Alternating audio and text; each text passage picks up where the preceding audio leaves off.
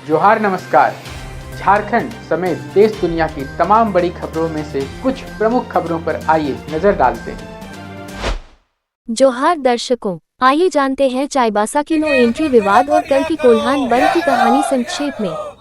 पश्चिमी सिंहभूम जिले में आदिवासियों पर हुई लाठीचार्ज के विरोध में भाजपा द्वारा आहूत कोल्हान बंद का व्यापक असर देखा गया। सुबह से ही अधिकांश दुकानें बंद रहीं और सड़कों पर सन्नाटा छाया रहा। भाजपा कार्यकर्ता जगह जगह प्रदर्शन करते हुए राज्य सरकार और प्रशासन के खिलाफ नारे लगा रहे थे। चक्रधरपुर, जगन्नाथपुर और सोनवा जैसे इलाकों में बंद का असर खास तौर पर नजर आया।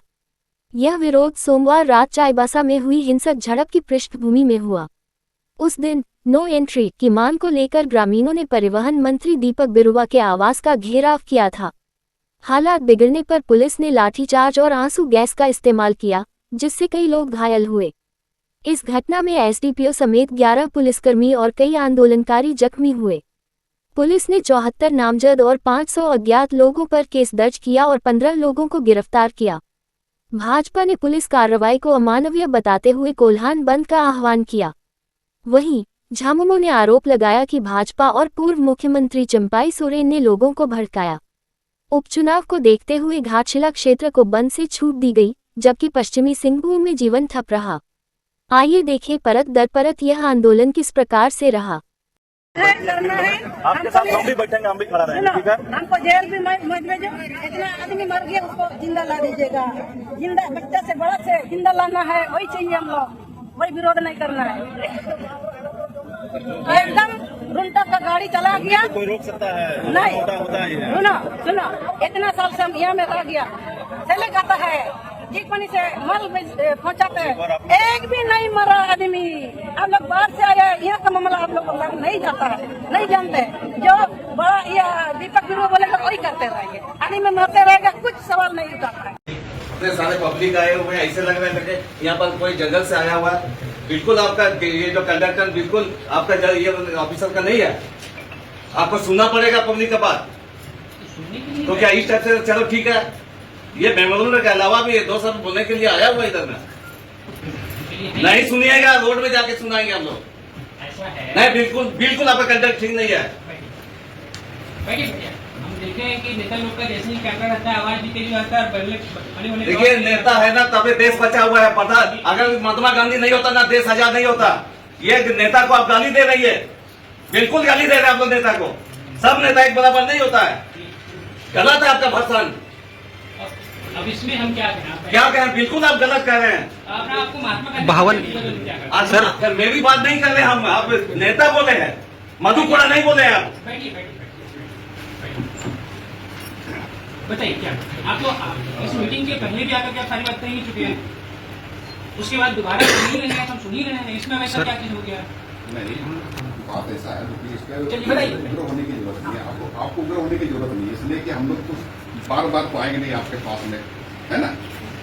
ठीक है, यदि वहाँ आप आते तो इतनी बड़ी बात भी नहीं होती, है ना? आप नहीं आए तो आदमी थोड़ा नाराज भी है कि तो इसमें एक ही चीज लिखा हुआ है, सेवा में आयुक्त पश्चिमी सिंहभूम चाईबासा विषय नो एंट्री लागू करने एवं गिरफ्तार हुए आंदोलनकारियों को रिहा करने के संबंध में महाशय उपरोक्त विषय के संबंध में कहना है कि विगत 27/10/2025 को नो एंट्री को लेकर तांबो चौक पर शांतिपूर्वक सामाजिक संगठनों एवं ग्रामीणों के द्वारा अनिश्चितकालीन मंत्री परिवहन आवास घेराव करने का निर्णय लिया था, लेकिन पुलिस बैरिकेडिंग तांबो चौक में करने की वजह से प्रदर्शनकारी तांबो चौक पर ही दिन भर शांतिपूर्वक धरना पर बैठ गए।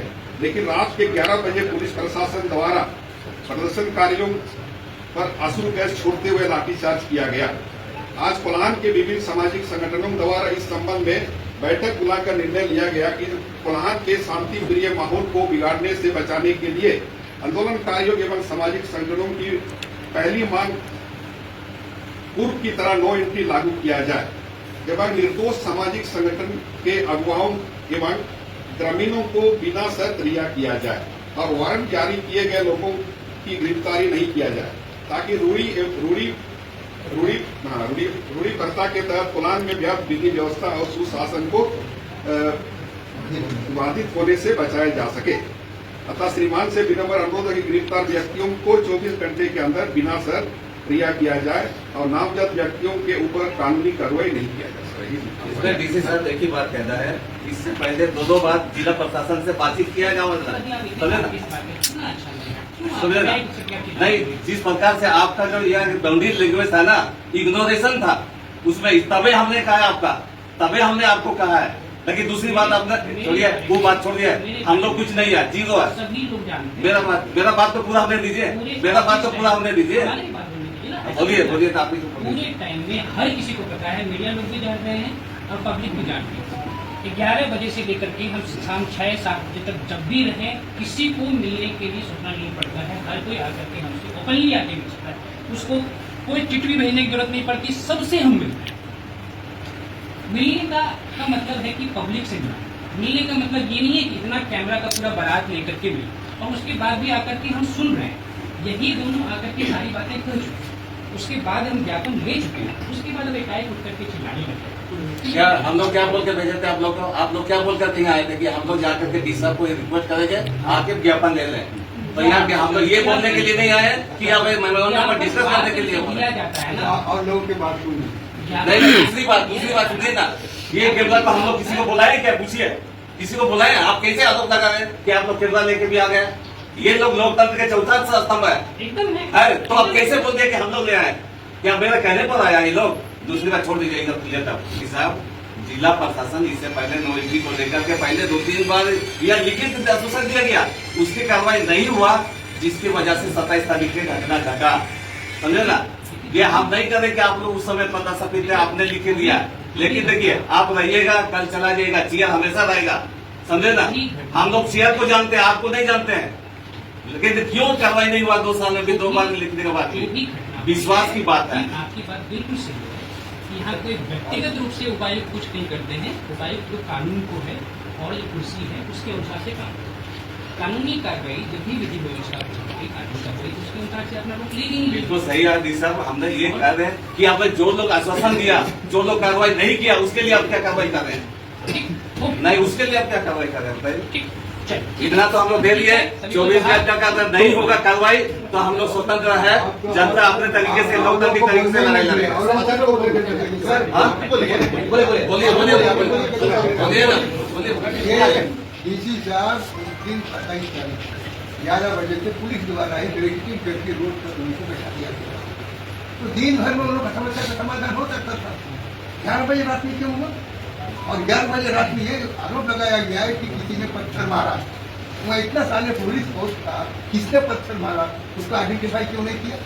हम लोग को लगता है ये प्रशासन के षड्यंत्र से किसी से पत्थर मरवा करके ताकि उन लोगों को लाठीचार्ज किया जाए। नंबर 1 कि उसके बाद फोर्स गया, जो बैरिकेडिंग है फोर्स ने हटाया और सामने जो महिलाएं बैठ कर खाना खा रही थी उन लोगों को अरेस्ट किया। और महिला को तो महिला पुलिस को अरेस्ट करना चाहिए, उस महिला पुलिस जाकर के उनको पकड़ा और छेड़खानी भी किया। ये तो बिल्कुल इस तरह से पब्लिक को वहाँ भड़काया गया। अगर ऐसा नहीं होता उतना सारी जो घटनाएं घटती नहीं होती। नंबर 1। नंबर 2, प्रशासन की गलती होती है लेकिन पब्लिक पर दोषारोपण किया जाए। यहाँ सिंह बोले मतारी का भूल गए कि ये शरेंसिया घाटी भारी वाहन का प्रचलन प्रशासन की ओर से वर्जित किया गया, जाने नहीं देना। वहाँ सिंहपुर ये का चीज है, पुलिस नाका है, 6 बजे के आसपास सवेरे पुलिस ने वो गाड़ी को जाने दिया और थोड़ी दूर आगे जा करके माँ के साथ बच्चा मॉर्निंग वॉक कर रहा था, उसको राउंड दिए बैठा। ये गलती किस किया? पुलिस की। जब ये प्रशासन ने वर्जित कर दिया भारी वाहन को जाने से, पुलिस ने वहाँ क्यों रोका? यहाँ तो सारा दोष पुलिस का है, पुलिस पर एक्शन होना चाहिए। और जब ये बच्चा जो एक्सीडेंट पर मारा गया, मारने के बाद कुछ लोग वहाँ गए, गाँव के लोगों के पास किया, मीटिंग किया और उन पर केस चला दिया गया और उनको अरेस्ट कर दिया गया 24 तारीख को। इसी से पूरा पब्लिक आसपास का पुलिस तो 27 तारीख को ये पब्लिक को भड़काया किसने? प्रशासन ने भड़काया। पब्लिक को किसने आक्रोशित किया? इसीलिए प्रशासन को अपने ऊपर भी जवाबदेही देना। और एक बात तो कैसी लगी आपको हमारी ये खबर, ये हमें कमेंट बॉक्स में लिखकर ज़रूर से बताएं। और ऐसे ही नवीनतम ताज़ा अपडेट्स, खास खबरों से रूबरू बने रहने के लिए बने रहे हमारे संग। कैमरा के पीछे से मेरा सहयोग कर रहे अजय महतो, आनंद चौहान के साथ मैं विजय दत्त पिंटू, रांची।